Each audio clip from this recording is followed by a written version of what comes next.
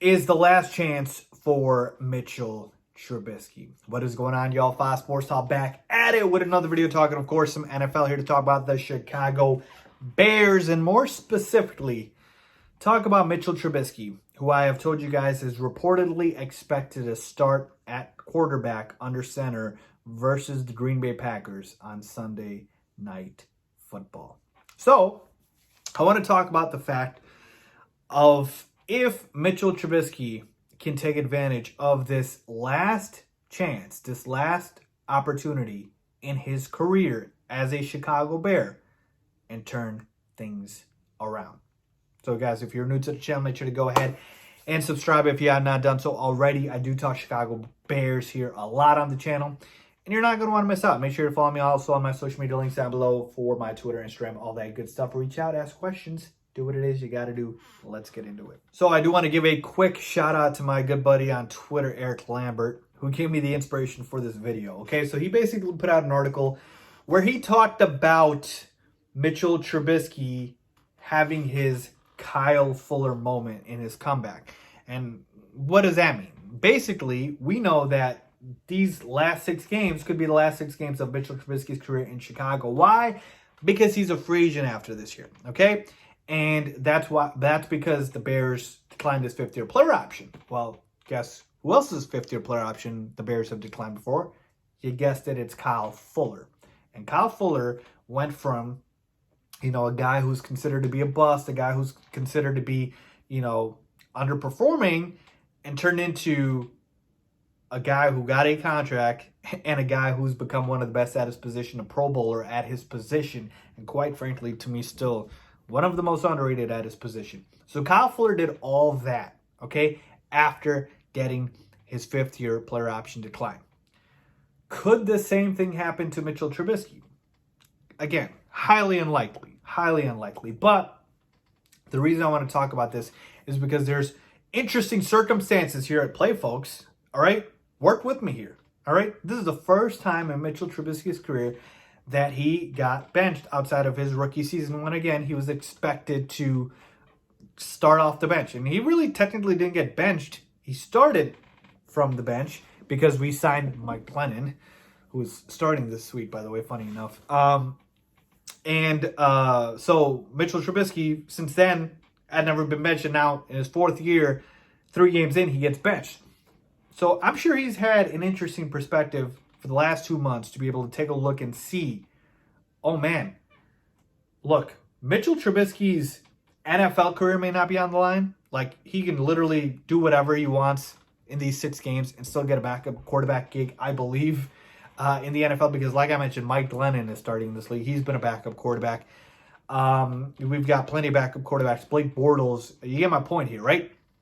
He will be fine in terms of his NFL career continuing. As a starting quarterback, however, that's a different conversation. All right? Mitchell Trubisky should know that his career as a starting NFL quarterback is highly in question. That's going to be difficult, okay? And so these next 6 games, all right, these next 6 games are very important for his career, not just with the Bears, but also in general, okay? And I told you, he's probably got interesting perspective watching from the bench for the last 2 months what it feels like to be benched. Could you imagine how pissed off, how annoyed he must be? Like, man, 1 interception is all it took for me to get benched, for me to get yanked this season after I worked my you-know-what off, won the job in training camp, and then that happens. He's probably beating himself up over it, and then he sees that Nick Foles is out here turning the ball over left and right, and Matt Nagy doesn't even think about pulling Nick Foles. So, again, the frustration's definitely got to be there. So I'm sure Mitch is motivated, he's angry, he's mad, and I'm sure he's experiencing a lot of other things. But I told you there was a silver lining with Mitchell Trubisky's benching that I believe exposed all of the haters out there, all right? And when I say haters, here's what I mean. When Mitchell Trubisky got benched, okay, I saw something I had never seen before.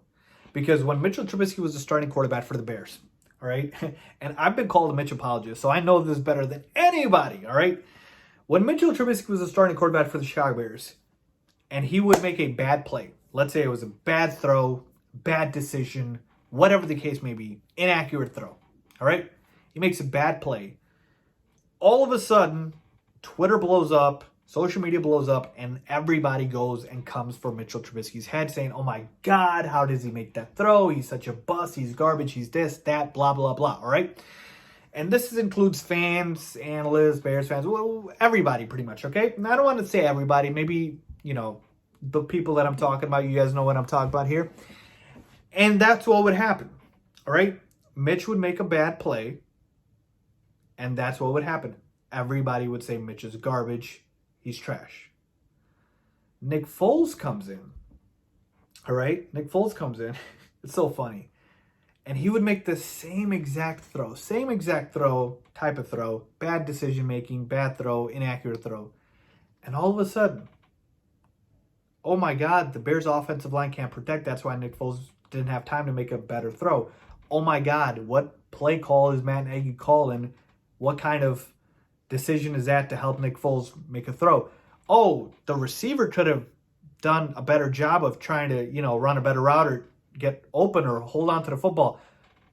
All of those excuses will come into play. And the last thing they talk about is Nick Foles' bad throw. But Mitch never got those excuses. It never was the offensive line can't protect or the receiver needs to be better running his route or catching the football or Matt Nagy needs to be better with his play calling. It was never that. It was always blaming Mitch.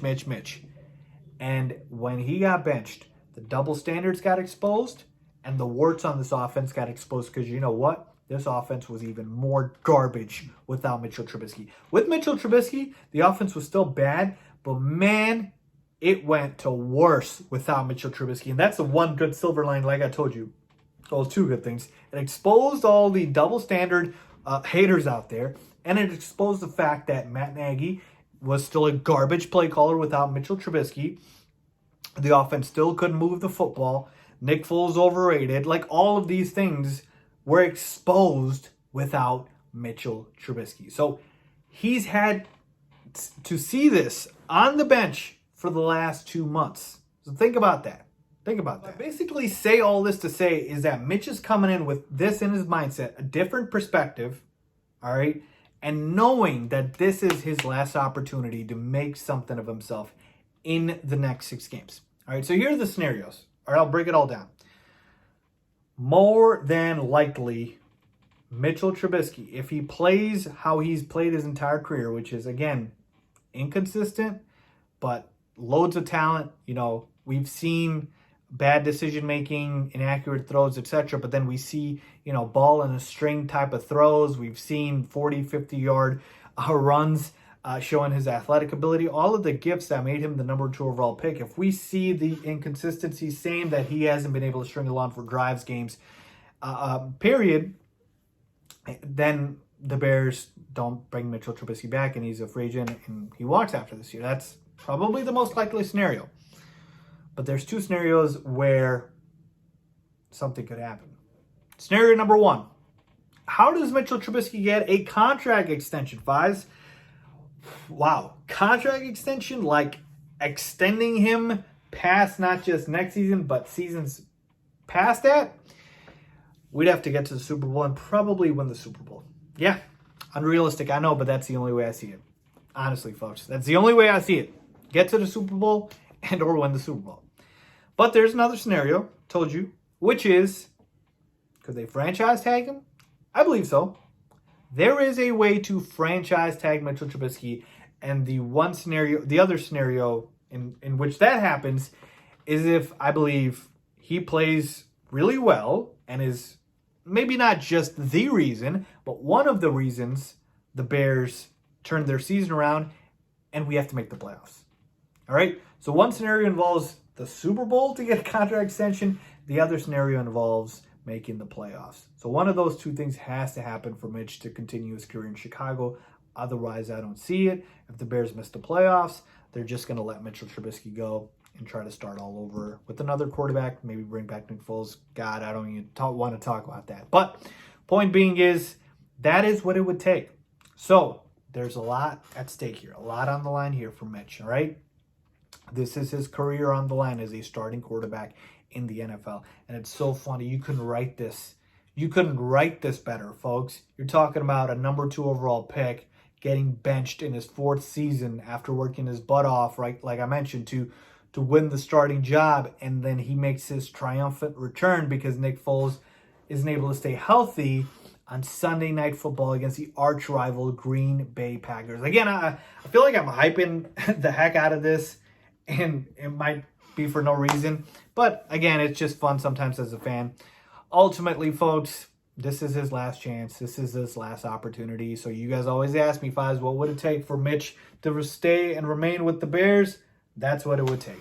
A Super Bowl run or make the playoffs, but you're the main reason why.